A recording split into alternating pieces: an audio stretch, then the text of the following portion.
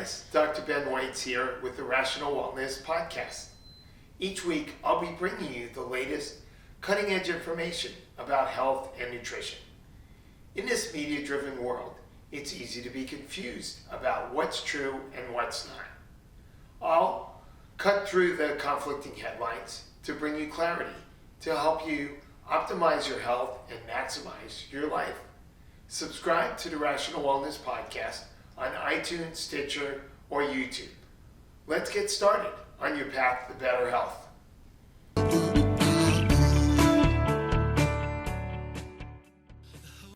Hi, this is Dr. Ben Weitz, and we're here for another episode of the Rational Wellness Podcast.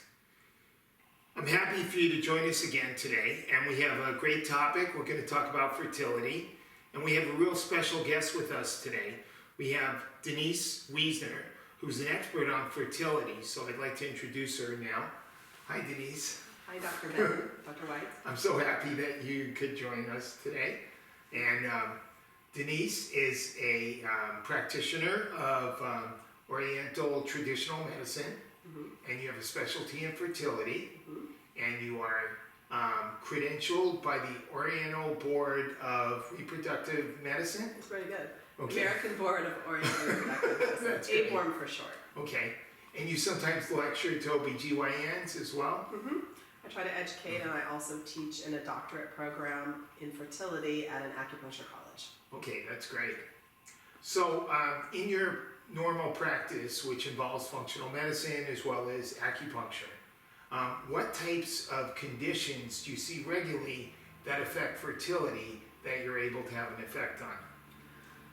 There's a lot of conditions I treat. A lot of women will come to me, some with polycystic ovarian syndrome, PCOS. Yes. I treat endometriosis.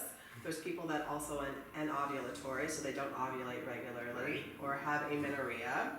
And I also have patients that have horrible PMS and they have irregular cycles. And I also treat men who oftentimes have low sperm count or morphology, the shape doesn't look good, and their counts aren't very good as well. Right. Oh, and one more thing. I treat patients going through doing Western reproductive medicine. So someone going through an IVF, in vitro fertilization, Right. or an insemination. So I help them too. Right. So give me an idea of the type of protocol you use, say, with a patient who has PCOS, a woman who's suffering from PCOS, which is polycystic ovarian syndrome. Right. Polycystic ovarian syndrome is excellent for Chinese medicine and functional medicine to treat, as you all know. What I will usually do is have a patient come in, and I'll talk about their whole life and their lifestyle and what they eat, because there's a blood sugar, insulin disorder underneath it all. Right. So oftentimes I will put patients on a specific diet, then I will give them supplements, nutritional supplements, and I'll also do acupuncture with electrostim, which will stimulate ovulation. Some of my polycystic ovarian syndrome patients don't ovulate regularly, and therefore if they don't ovulate, meaning releasing the egg, they can't get pregnant. So the combination of herbs, acupuncture, nutrition, and nutritional supplements is like a home run for PCOS patients. So what type of dietary program? I know the paleo program is really popular, and that involves a very low amount of complex carbohydrates. It's very meat and healthy fat based. There are other variations on low glycemic. So what type of approach do you favor, and do you use the glycemic index or the insulin index or one of those methods of trying to determine which foods are going to spike the blood sugar and therefore contribute to the insulin resistance that's a big part of PCOS? It's a great question. I tend to work with patients individually, so I really will look at their constitution and see what's going on with them individually. So for example, if I have a patient who's vegetarian, which I often do, they don't eat meat, they need to get their form of protein from dairy, because that's the only thing they eat, and so I don't want them to have a very high carbohydrate diet. So in that particular case, I might have them eat dairy in that constitution, or at least do more high protein types of foods.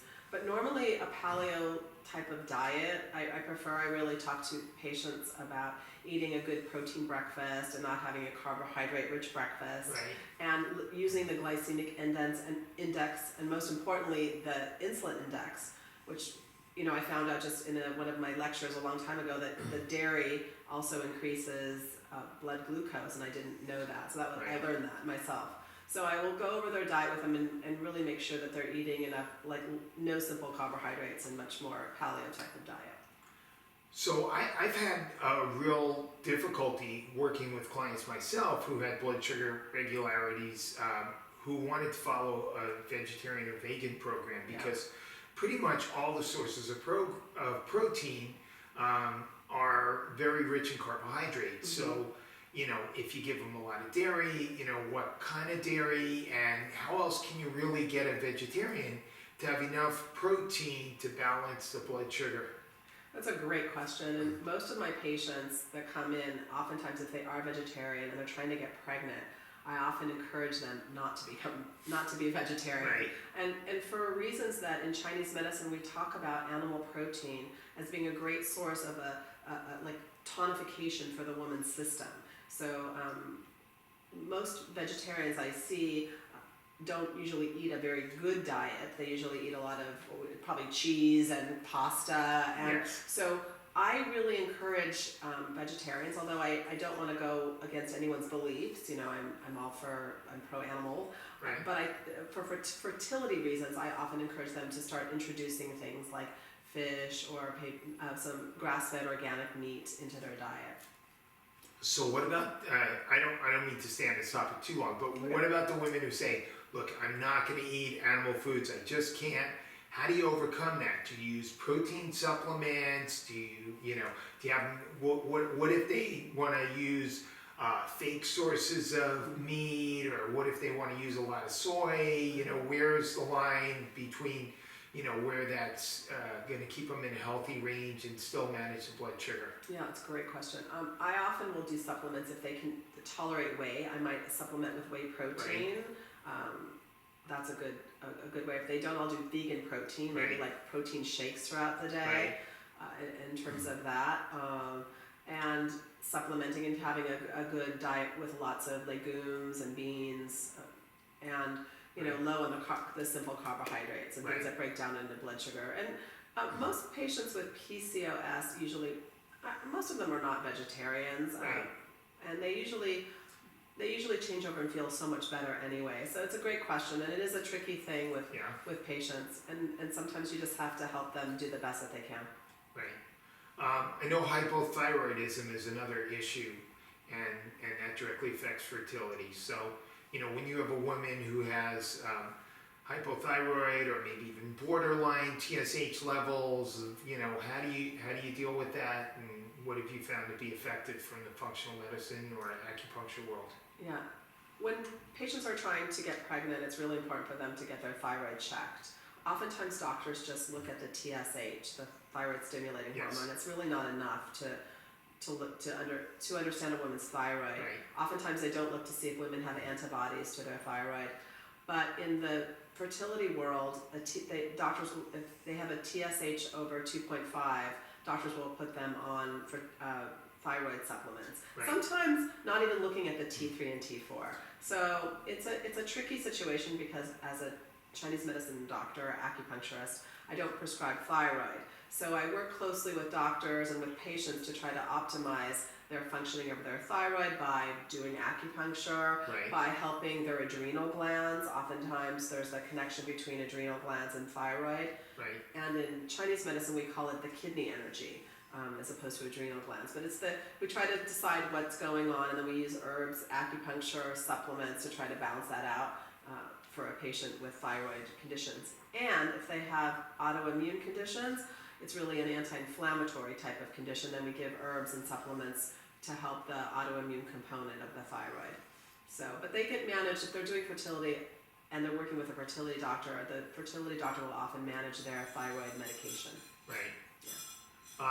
So I know nutritional deficiencies or insufficiencies can play a role in fertility. How do you screen for these? If patients are willing to give a blood test, I will Right. oftentimes do a type of blood test where they tell the woman what vitamins they're missing. Right. But in fertility world, they're vitamins that people will go on in addition to whatever they're deficient in. Things like coenzyme Q10 or ubiquinol Right. helps mitochondria function, and mitochondria is the energy source for the cell, as you know. Right. And that helps if you're reproducing, you're making lots of cells. So CoQ10, there's been studies that helps fertility. I will often put people on that, usually generally like a fish oil for anti-inflammatory, thinning the blood, reasons for implantation. Right. I will, it's sort of like a general basis of nutritional plus a prenatal that contains folate and not folic acid, Right. and help them, and sometimes screening for methylation if they methylate well. Right. A lot of women don't methylate well, and that's the MTHFR mutation. Right. And so screening for that will help determine if they need extra folate. Is MTHFR enough? What about like the COMT, or there's some Yeah, I other mean, I think SNPs as well? there's so many, methylation is such an important Right. thing. In infertility, MTHFR is mostly looked at by MDs. Okay. Sometimes MDs forget about it and don't look at it. Right. So, and it's not till patients oftentimes have like their second miscarriage or something happens that a doctor will start looking at other things of why a woman's not getting pregnant. Right. What type of blood tests will you sometimes look at for nutritional deficiencies? I know you can do a vitamin D, right? Vitamin D is very Right. important. Yeah, vitamin D. Vitamin D. Most women are on. What target level do you like for vitamin D? I know that most of the labs say over 30 nanograms per milliliter is where the deficiency level is, but Right. most functional medicine doctors like myself, and I'm sure you, feel that there's a higher level that's probably optimal for women who are trying to get pregnant. What? I don't know the exact what's optimal. I think I liked it over 55 is Yeah. what I prefer. What do you use? You know what? The Institute of Functional Medicine says like 50 to 80 is optimal. So I would say 50 to 70. Say, That's yeah. about what I say. Yeah. I mean, and you have to I usually have them throw it in when they get their Right. blood tested if Right. they're going through fertility Right. treatments. Yeah. The one thing I would like to tell everybody is if you do get your vitamin D levels checked, you've got to be careful because some of the labs will use a different measurement. So instead of micrograms per milliliter, instead of nanograms per milliliter, they'll use Micro. I'm not sure. I think they'll use milligrams per deciliter. Right. Okay, and so, that's completely a different scale and it's much higher, so don't get confused. So, try to get nanograms per milliliter and focus on 50 to 70. Yeah. So vitamin D is one, coenzyme Q10. I don't really measure, sometimes I'll measure inflammation, but Okay. definitely most women What's the best marker for inflammation? I mean, I kind of like C-reactive protein as a Okay. measurement for inflammation, Right. but there's so many other inflammatory. And what's the measurement that you consider really significant? Most of the labs say over 2 is high or over 4 is high, but a lot of functional medicine doctors say you want it under 1. Yeah, I tend, because a lot of women have antibodies. A lot of women will get tested for different antibodies for fertility, and that's more of like an autoimmune reaction. So I will Okay. use a lot of anti-inflammatories, like things that will, like N-acetylcysteine is big, and it's big for PCOS as well because it converts to glutathione. Right. Because I can't, as an acupuncturist, give glutathione IV. Right. I will give precursors to glutathione, and that's really good for fertility, Right. as I mentioned. But it also brings down inflammation. Right. So I don't always measure because I'm an acupuncturist, and oftentimes I will feel it in the pulses, or I will talk about their lining, or I'll talk about their menstrual period, and I Right. get an idea of like, are they clotting in their menstrual period? I will know that their blood is a little too thick, and I'll want to thin it. So Okay. I look at it a little bit through a different lens. So sometimes I don't use as much blood as perhaps you might use in your practice, which is great. I probably should use more, but I will look at signs and symptoms with pulses and sort of get an idea if someone's really Right. inflamed. It's like a different language. By the way, you're probably aware of this, but I don't know if everybody else is. Another way to increase your glutathione levels especially if you're adding like a whey protein, is you use a non-denatured whey, meaning a form of whey made not with heat, and that's actually another way to stimulate glutathione. Right. Which is like why the undenatured whey is a good supplement for, as opposed to the vegetarian proteins. I prefer the undenatured whey, if you can tolerate it. Yeah. Right. Okay. So, what kinds of issues do you find with the men who are 40% of the issue with fertility? Yes. These days, I have a lot of men in my practice, and mostly it's like poor motility, poor morphology. I mean, I just had a patient recently, and now they're pregnant, but the man had very little semen since he was 20 years old. I mean, low count that they thought they were going to have to go into his testicles and take out the semen, which is called a microtesty procedure. And it turned out through acupuncture and herbs and nutrition, his sperm count elevated, so he didn't need that procedure, and they were able to do it in vitro, and they just are pregnant. So it takes about 70 days for men for their sperm to change. So I see that, like, sperm counts that are all over the place. So it's a fun thing to work with lifestyle with men. Yeah. Do you think that's because of there've been quite a number of reports about men pretty much throughout U.S. society having issues with sperm count and testosterone levels being related to the estrogenic substances that are found in pesticides and chemicals that are used for cleaning supplies and personal care products, and the Teflon coated pans and the PBDEs that are found, the flame retardant chemicals that are found in furniture. Cell phones and computers on their lap and all that, Exactly. So all those things have a negative effect on male fertility. I was having a really interesting thought today, and I say this to some of my patients, but when I was growing up, like, everyone smoked, right? My parents, I don't know if they smoked with me, but everyone smoked and drank a lot when they were pregnant, and if my mother was pregnant, she didn't smoke, but if she did smoke and she was pregnant, she doesn't affect just my generation, but she affects the eggs that are going to make my children. And you wonder epigenetically or genetically how that effect was on, our generation of people that, the parents, we had canned foods, what was lining the cans, because remember the war was going on a while ago, and that they ate all those canned foods, and it had all that stuff.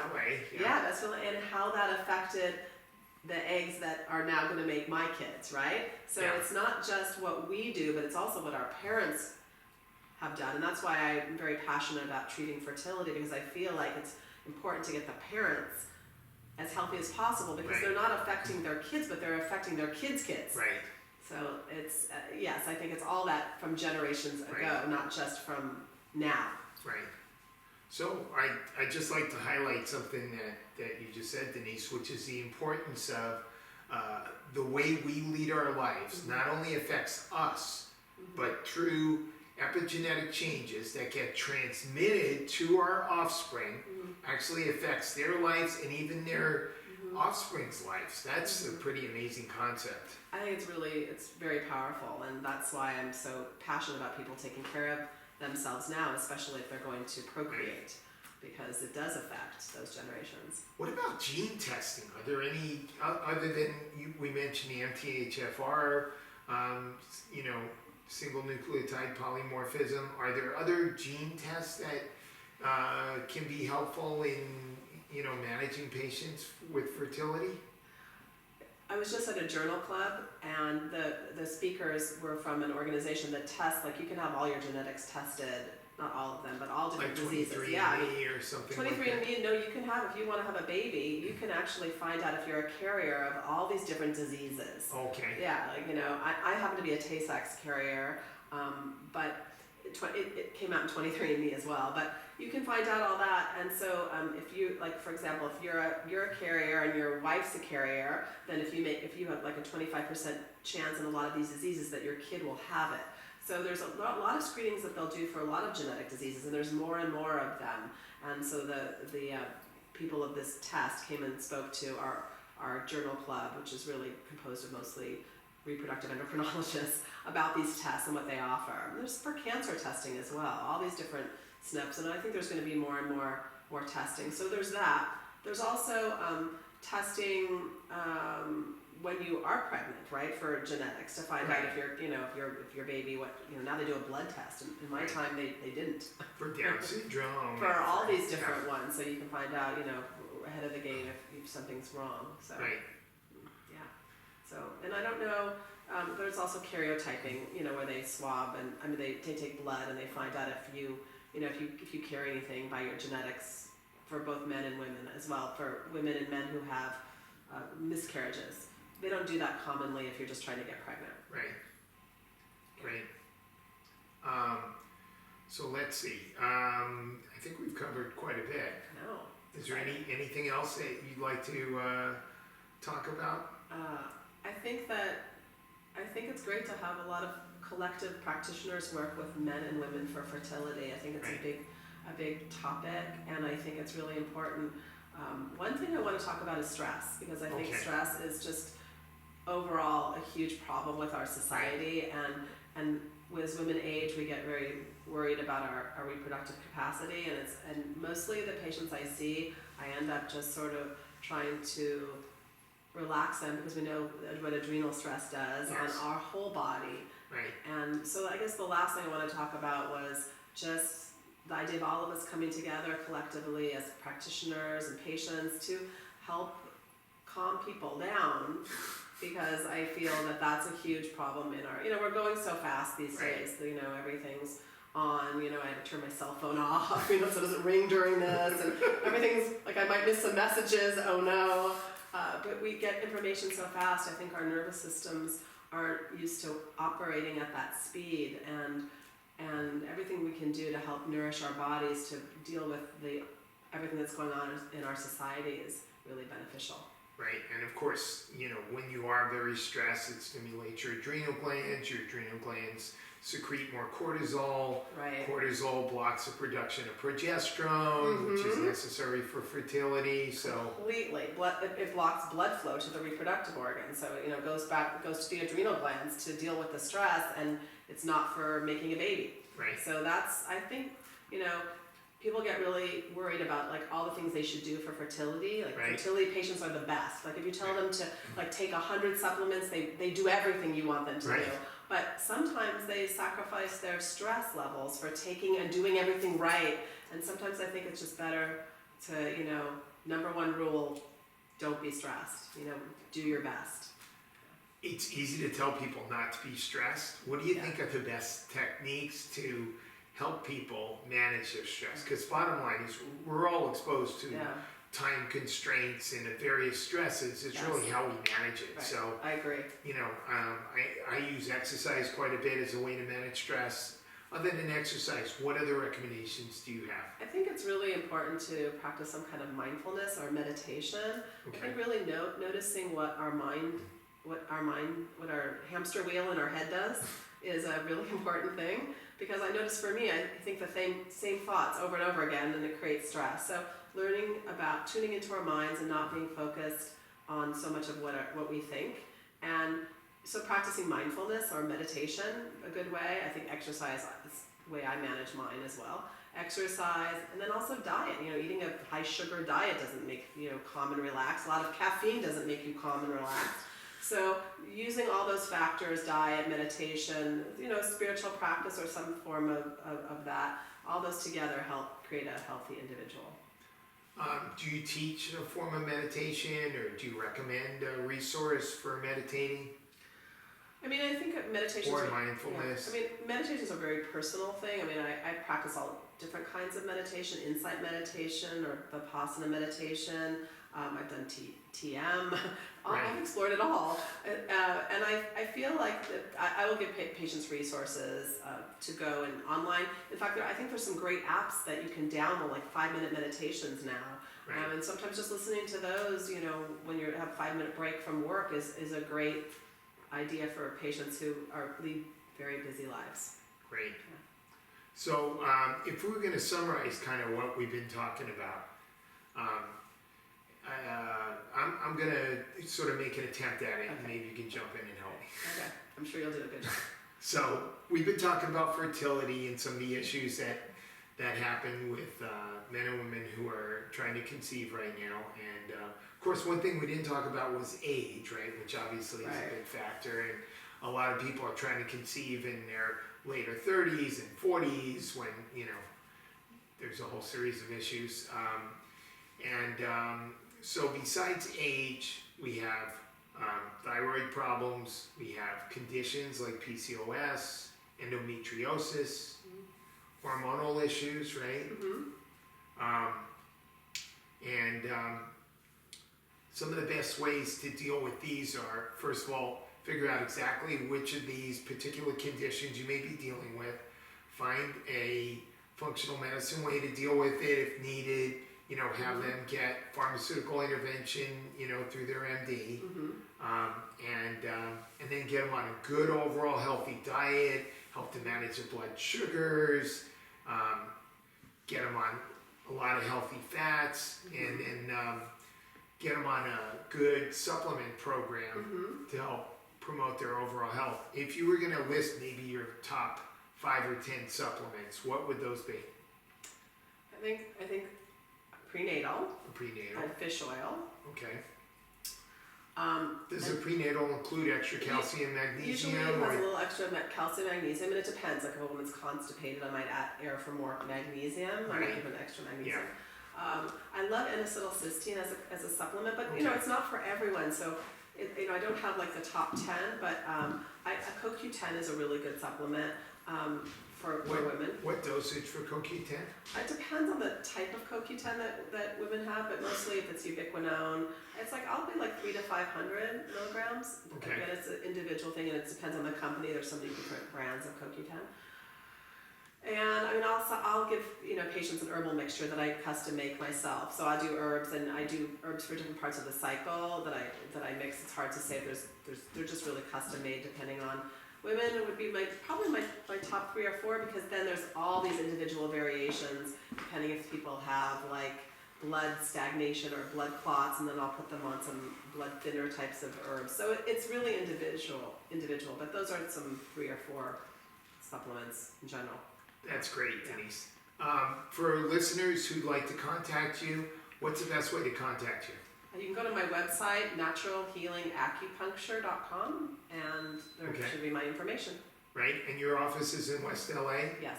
Okay, and they can get your information from the website? Yes, Denise Wiesner. Yes, great. Thank you so much, Denise, and thank you for joining us for another episode of the Rational Wellness Podcast. We'll be back next week. Thank you.